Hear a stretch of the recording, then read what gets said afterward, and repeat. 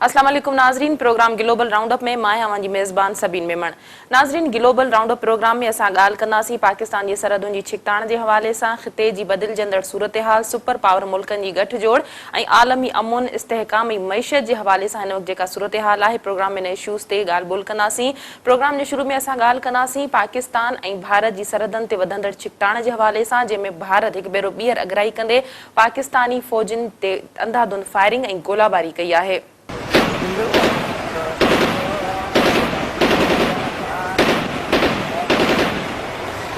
भारत सियालकोट में शहरी आबादी ते गोलाबारी कई, जंहिंजे करे 8 ॼणा शहीद ऐं 50 ॼणा ज़ख़्मी थी पिया। सियालकोट जी वर्किंग बाउंड्री ते भारतीय सरहदी फोर्सिस जुमे वारी राति जो बिला जवाज़ फायरिंग कई, जंहिंमें चपराड़, सजीदगढ़ ऐं चारवा सेक्टर खे निशानो बणायो वियो। भारत जी शहरी आबादी ते गोलाबारी जे नतीजे में शहीद थियलनि में हिकु औरत बि शामिल आहे। गोलाबारी जे नतीजे में 11 ॿार पिणु ज़ख़्मी थी पिया, जिन खे इलाज लाइ सियालकोट जी CMH अस्पताल आंदो वियो। वर्किंग बाउंड्री ते हिकु भेरो ॿीहर भारती अगराई पाकिस्तान जी परॾेही विज़ारत पारां मुख़्तसिर बयान जारी कंदे चयो वियो त जुमेरात जी राति खां जुमे जे ॾींहं ताईं भारतीय फ़ौज पारां फायरिंग जो सिलसिलो शुरू कयो वियो। पाकिस्तान जे परॾेही सेक्रेटरी एज़ाज़ अहमद भारती हाई कमिश्नर सां एहतजाज कंदे चयो त भारत पारां बेगुनाह पाकिस्तानी शहरियुनि खे मारणु इंतहाई अफ़सोस जोॻो आहे। हुकूमत पारां लाइन ऑफ कंट्रोल ऐं वर्किंग बाउंड्री ते भारतीय अगराई ते बि भारतीय सफ़ारतकार आॾो ॻणती ज़ाहिर कई वई।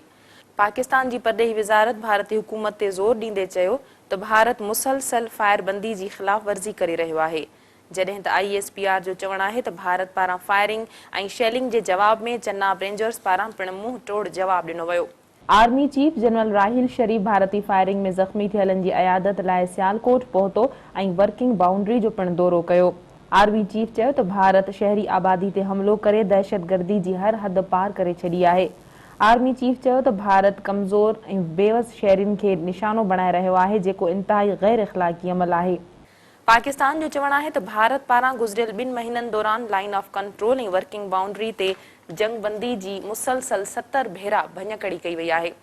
उन खां अॻु बि 17 अगस्त ते कोटली सेक्टर में लाइन ऑफ कंट्रोल ते भारत पारां फायरिंग कई वई हुई, जंहिं ते पाकिस्तान भारतीय डिप्टी हाई कमिश्नर आॾो एहतजाज कयो हो।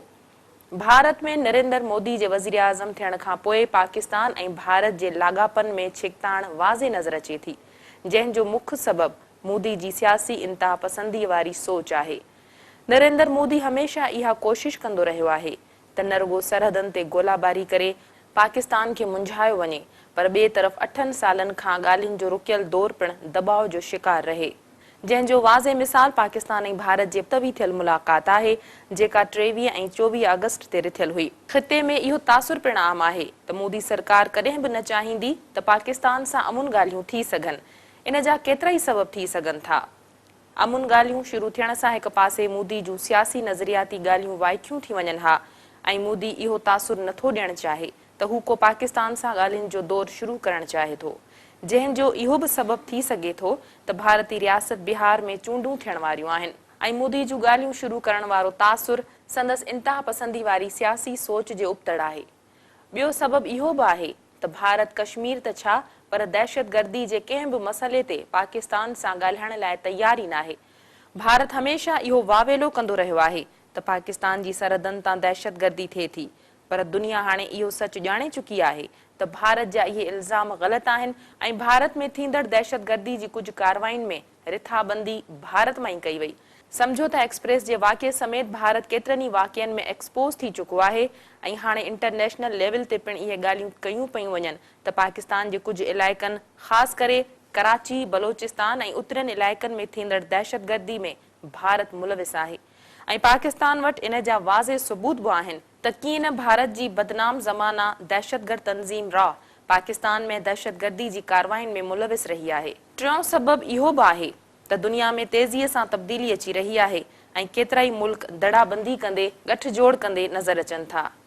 चीन ऐं रूस हिक ॿिए जे वेझो अची रहिया आहिनि ऐं दुनिया में हिकु नओं इतिहाद ऐं इक़्तिसादी ब्लॉक्स जी जोड़जक कई पई वञे। इन्हनि मुल्कनि खे पाकिस्तान जी स्ट्रेटजिकली ज़रूरत बि आहे। हू सम्झनि था त ओभर एशिया ऐं विच एशिया जे मुल्कनि में तरक़ीअ जो रस्तो पाकिस्तान मां ई गुज़रे थो। साॻी तरह अमुन जो रस्तो बि पाकिस्तान खां थींदो वञे थो। हू चाहिनि था त पाकिस्तान पंहिंजो समूरो ध्यानु उलहंदी सरहदनि ते ॾे। हू इन ॻाल्हि खे सख़्तु नापसंद कनि था त भारत पाकिस्तान खे उभरंदी सरहदुनि ते उलझाए रखे ऐं पंहिंजे इंटेलिजेंस नेटवर्क ज़रिए अफ़गानिस्तान खे कंट्रोल करे ऐं पाकिस्तान जे अंदरि दहशतगर्दी जूं कार्रवायूं बि करे।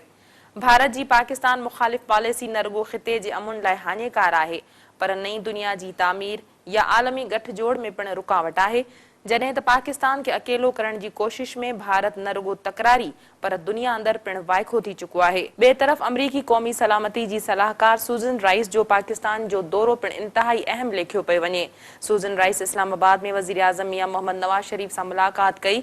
सूज़न राइस मुलाक़ात में पाक अफ़गान लाॻापन ऐं अमुन अमल में इस्लामाबाद जे किरदार बाबति पिणु ॻाल्हियूं कयूं। सूज़न राइस ख़िते जी सलामती, पाक भारत लाॻापन ऐं सरहदी भञकड़ी वारनि मामलनि ते पिणु ॻाल्हि ॿोल कई, जॾहिं त अमरीकी सलाहकार सूज़न राइस फ़ौजी क़यादत सां पिणु मुलाक़ात कई।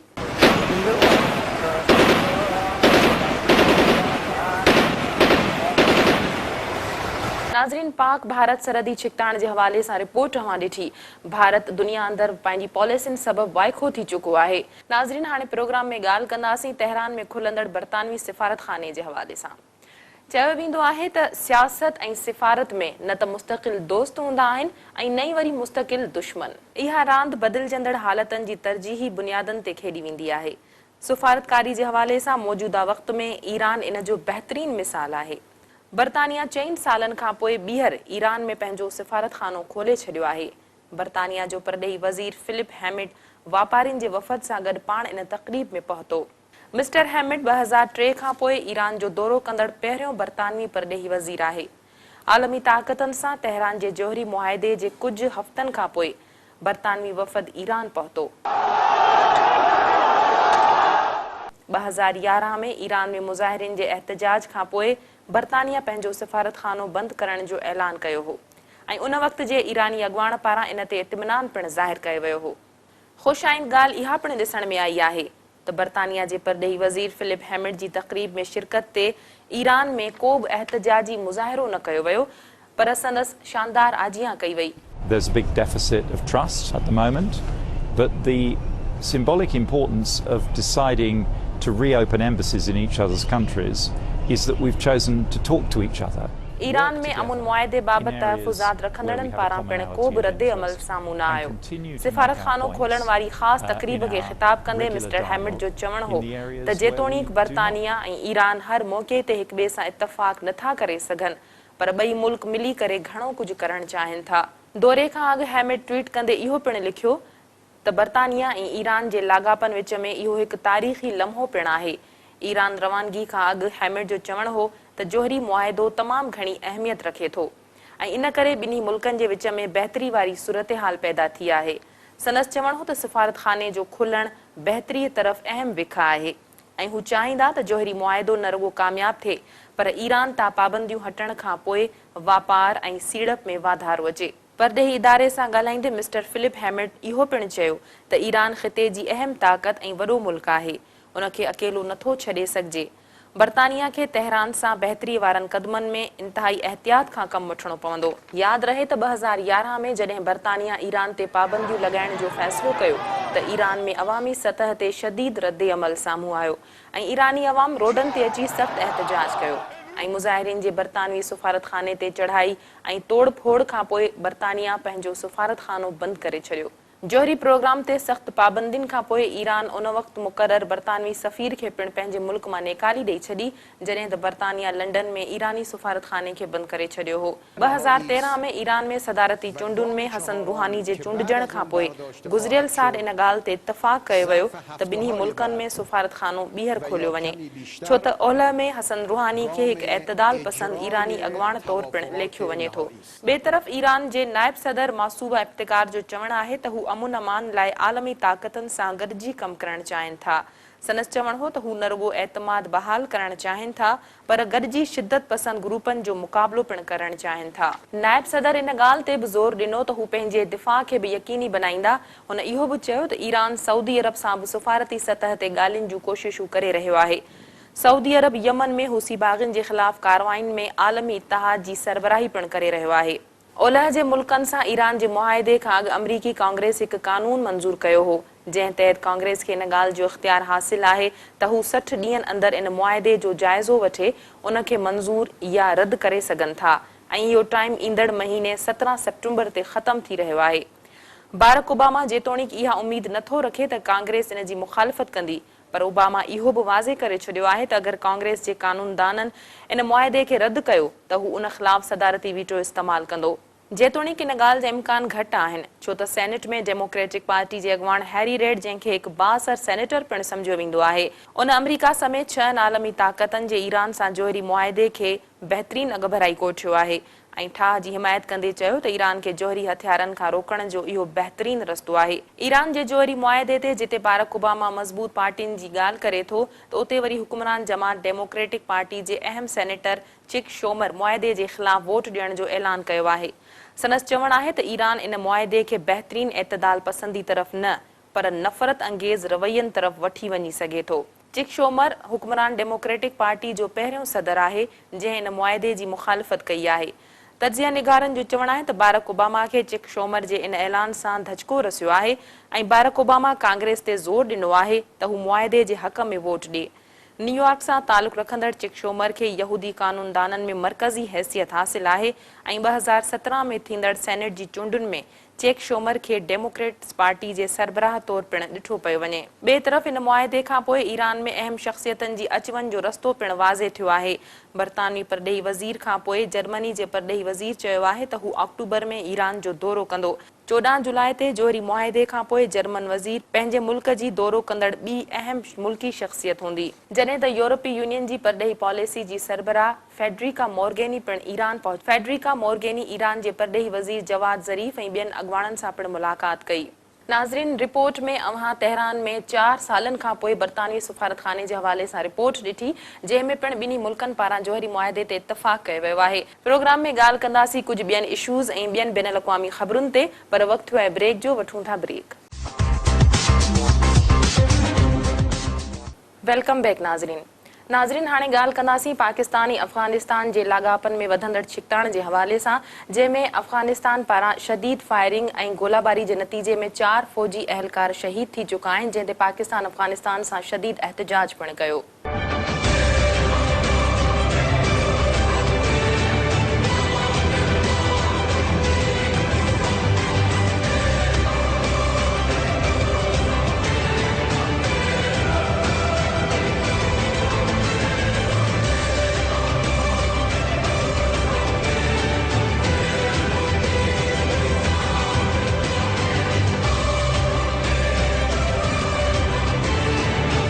गुज़िरियल हफ़्ते क़बाइली इलाइक़े ख़ैबर एजेंसी में अफ़गानिस्तान पारां कयल गोलाबारी जे नतीजे में 4 फ़ौजी अहलकार शहीद ऐं 4 ज़ख़्मी थी पिया। ISPR पारां आचर ते हिकु मुख़्तसिर बयान जारी कंदे चयो वियो त अफ़गानिस्तान जे इलाइक़े मां दहशतगर्दनि ख़ैबर एजेंसी जे इलाइक़े आख़ुनज़दा में 8000 फुट जी ऊचाईअ ते वाक़िए पाकिस्तानी सरहदी चौकी ते रॉकेट फायर कया, जंहिं सां पाकिस्तानी फ़ौजी शहीद थिया। बयान में चयो वियो आहे त पाकिस्तानी फ़ौज पारां पिणु जवाबी कार्रवाई कई वई, जंहिंमें दहशतगर्दनि जे गुरूह खे ख़तमु कयो वियो। अफ़गानिस्तान जी सरहद वटां थियल इन दहशतगर्दी जी कार्रवाई ते इस्लामाबाद में अफ़गान सफ़ीर खे घुराए पाकिस्तान पारां सख़्तु एहतिजाज कयो वियो। परॾेही विज़ारत जे तर्जुमान मूजिबि अफ़गान सफ़ीर खे चयो वियो आहे त हू इन वाक़िए जी जाच कराइनि ऐं जल्द खां जल्द पाकिस्तान खे नतीजनि खां आगाह कनि। पाकिस्तान जी परॾेही विज़ारत पारां चयो वियो आहे त इन तरह जा थींदड़ वाक़िया पाकिस्तानी अफ़गानिस्तान जे लाॻापन खे ख़राब करे रहिया आहिनि। परॾेही विज़ारत पारां चयो वियो आहे त पाकिस्तान हर तरह जी दहशतगर्दी जी मज़म्मत करे थो ऐं हू गॾियल दुश्मन सां विढ़ण लाइ तयारु आहे, पर पाकिस्तानी फ़ौज ते अहिड़नि हमलनि खे हरगिज़ बर्दाश्त न कयो वेंदो। अफ़गानिस्तान जे इलाइक़नि मां पाकिस्तान जे सरहदी इलाइक़नि ख़ासि तौर बाजोड़ एजेंसी महमन चित्राल में पहिरीं बि अहिड़ा हमला थींदा रहिया आहिनि। कुझु अरसे खां पाकिस्तान ऐं अफ़गानिस्तान जी सरहद ते छिकताण वारनि वाक़िअनि में वाधारो थियो आहे। अफ़गानिस्तान जे गादी वारे शहर काबुल में पाकिस्तानी सफ़ारतखाने जे अमले अग़वा ऐं जान जे ख़तरे जे सबब जे करे सफ़ारतखाने ॿाहिरां घरनि बजाए सफ़ारतखाने जे कंपाउंड में रिहाइश इख़्तियार करे छॾी आहे।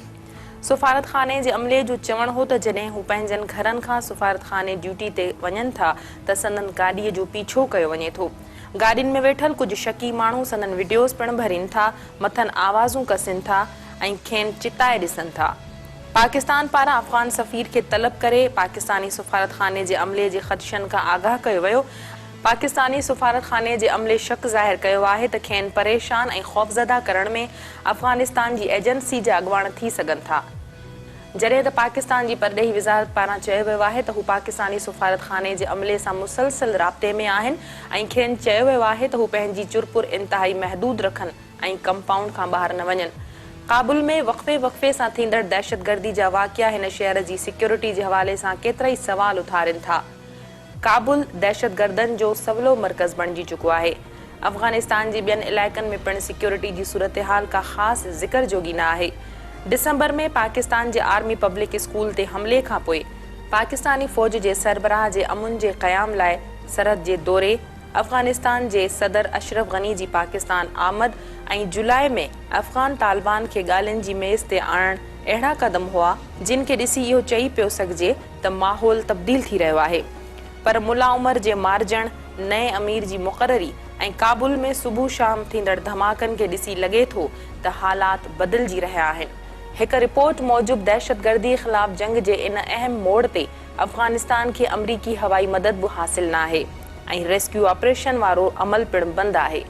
दिफ़ा जे हवाले सां अफ़गानिस्तान जे उतरियनि इलाइक़नि में वेढ़ाकनि जी मज़ाहिमत सरकार लाइ परेशान कंदड़ ज़रूरु आहे, जिते इस्लामिक मूवमेंट ऑफ उज़्बेकिस्तान ऐं ॿिए तरफ़ दाइश जा वेढ़ाक ललकारे रहिया आहिनि। बहरहाल केरु खणी छा बि चवे, पर अफ़गानिस्तान अंदरि अदम इस्तेहकाम ऐं तशद्दुद जी वधंदड़ लहर जा पाकिस्तान ते बि असर पवनि था, छो त पाकिस्तान में दहशतगर्दी ख़िलाफ़ जंग जो फ़ैसिलाइतो मरहलो शुरू थी चुको आहे ऐं अमरीका समेत दुनिया जे मुल्कनि पाकिस्तान में दहशतगर्दनि ऐं इंतिहा पसंदनि ख़िलाफ़ हलंदड़ ऑपरेशन ज़र्बे अज़ब जी साराह पिणु कई आहे।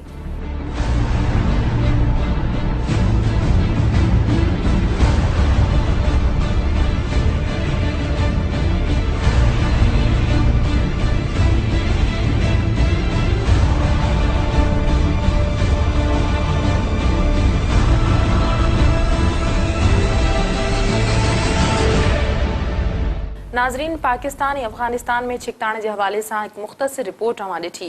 हाणे प्रोग्राम में ॻाल्हाईंदासीं त 13 सालनि खां पोइ गुजरात जे रोडनि ते फ़ौज गश्त कंदे नज़र अचे थी। जी हा, प्रोग्राम में ॻाल्हि कंदासीं गुजरात में शुरू थियल विगोड़नि जे हवाले सां। पर वक़्तु थियो आहे हिकु ब्रेक जो, वठूं था मुख़्तसिर ब्रेक। वेलकम बैक नाज़रीन। हाणे ॻाल्हि कंदासीं गुजरात में शुरू थींदड़ विगोड़नि जे हवाले सां, जंहिंमें गुजरात में शुरू थींदड़ विगोड़नि में केतिरा ई माण्हू मारिजी चुका आहिनि, जॾहिं त गुजरात जी रोडनि ते 13 सालनि खां पोइ फ़ौज जो गश्त पिणु थींदो रहियो।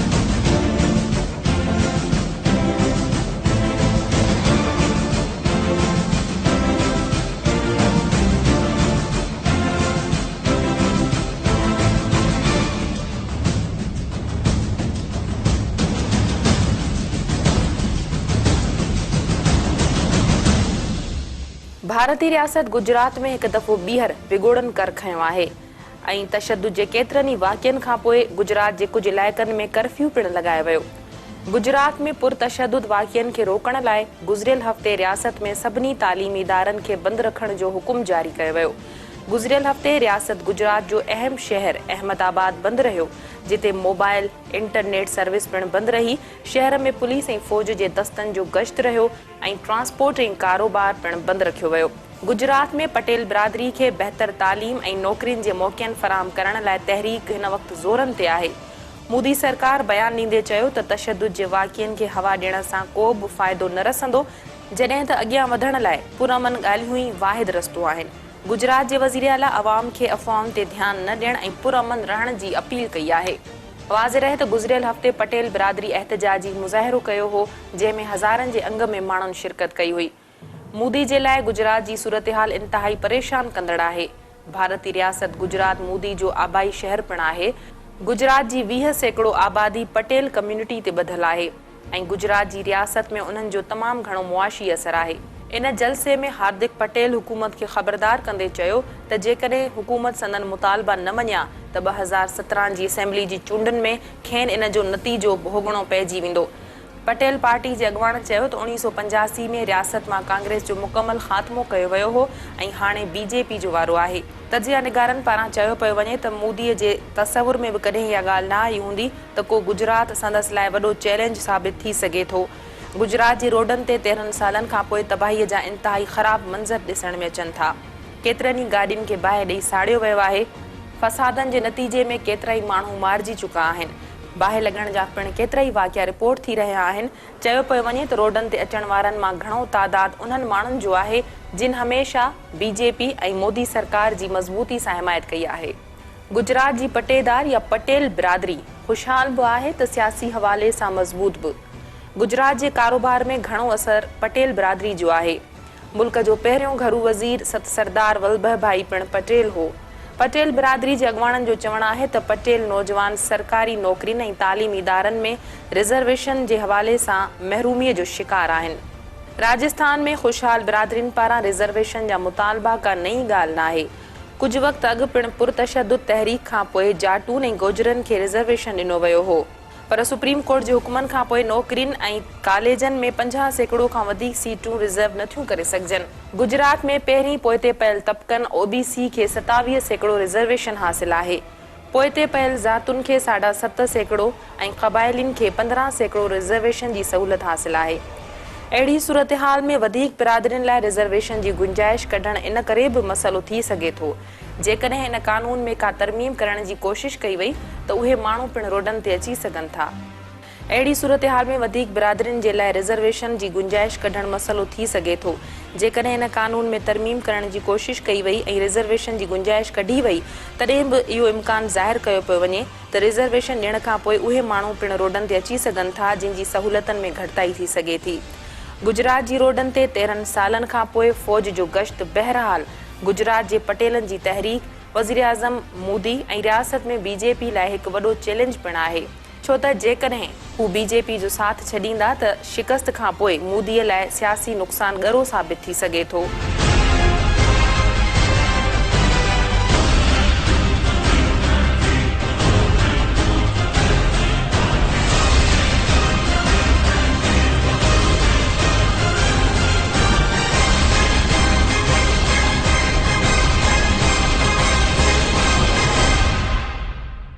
नाज़रीन, गुजरात में थींदड़ विगोड़नि जे हवाले सां रिपोर्ट मां ॾिठी। गुजरात में थींदड़ विगोड़ हिन वक़्तु मोदी सरकार लाइ तमामु वॾो चैलेंज बणियल आहिनि।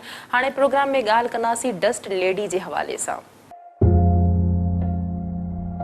42 सालनि जी मॉर्सी, जंहिंखे अमेरिका में डस्ट लेडी जे नाले सां सुञातो पियो वियो, संदसि ख़ानदान पारां फेसबुक ते संदसि मौत जी ख़बर रखी वई आहे।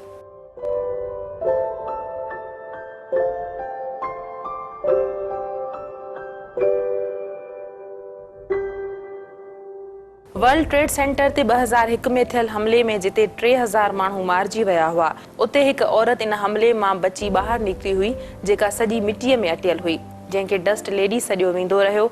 42 सालनि जी डस्ट लेडी मॉर्सी कैंसर विघे फौत थी चुकी आहे। मॉर्सी 2 ॿारनि जी माउ हुई ऐं संदसि ख़ानदान पारां मौत जी ख़बर खे फेसबुक ते रखियो वियो आहे। मॉर्सी खे कमु कंदे अञा 1 महीनो ई थियो हो जॾहिं सेप्टेंबर 2011 में अमेरिका जे ट्रिगन टावर सां जहाज़ टकराया त हूअ इमारत जी 81 मंज़िल ते कमु करे रही हुई। मॉर्सी पंहिंजे इंटरव्यू में ॿुधायो हो त ओचितो इमारत लुॾण लॻी ऐं हूअ पाण ते क़ाबू न रखी सघी ऐं वरी मुश्किल सां इमारत मां ॿाहिरि निकिरी सघी। जॾहिं हूअ इमारत मां ॿाहिरि निकिती त ॼण सॼी मिटीअ में भरियल हुई ऐं उन वक़्तु हिकु फोटोग्राफर संदसि तस्वीर वरिती हुई, जंहिंखां पोइ खेसि डस्ट लेडी तौरु सुञातो वेंदो रहियो। मॉर्सी खे ख़बर ई न हुई त हूअ इन तस्वीर जे करे एतिरी फेमस थी चुकी आहे। ॿिए तरफ़ इन हादसे खां पोइ मॉर्सी शदीद डिप्रेशन जो शिकार पिणु थी वई। खेसि शराब ऐं नशे जी लत लॻी वई ऐं हूअ पंहिंजनि ॿारनि खां बि अलॻि थी वई। मॉर्सी न्यूयॉर्क पोस्ट खे हिकु इंटरव्यू ॾींदे चयो त इन वाक़िए खां पोइ हूअ 10 सालनि ताईं को बि कमकार न पे करे सघी ऐं सख़्तु ज़हनी दबाव सबबु हुन ख़ौफ़ज़दा थी इहे साल गुज़ारिया। मॉर्सी शराब ऐं नशे खां जान छॾाइण जे लाइ मुसलसल इलाज कराईंदी रही। अप्रैल 2011 में सिहतयाब थियण खां पोइ हूअ ॿीहर पंहिंजनि ॿारनि सां गॾु रहण लॻी हुई।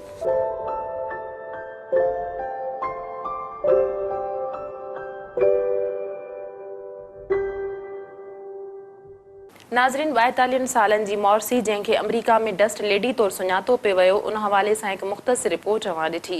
ग्लोबल राउंड प्रोग्राम जो वक़्तु हिते पंहिंजी पुॼाणीअ ते पहुचे थो। हिन हफ़्ते असां तव्हांखे ॾेखारियासीं त गुज़िरियल हफ़्ते बैन अल-अक़वामी सतह ते कहिड़ियूं तब्दीलियूं ऐं कहिड़नि मुल्कनि जा गठजोड़ थिया। आलमी अमुन इस्तेहकामी मईशत जे हवाले सां पिणु असां हिन प्रोग्राम में जाइज़ो वरितोसीं। ईंदड़ हफ़्ते वरी कुझु नयुनि ख़बरुनि सां ग्लोबल राउंड अप में हाज़िर थींदासीं। तेसिताईं पंहिंजी मेज़बान सभिनी मेमण खे ॾींदा इजाज़त। अल्लाह वाहे।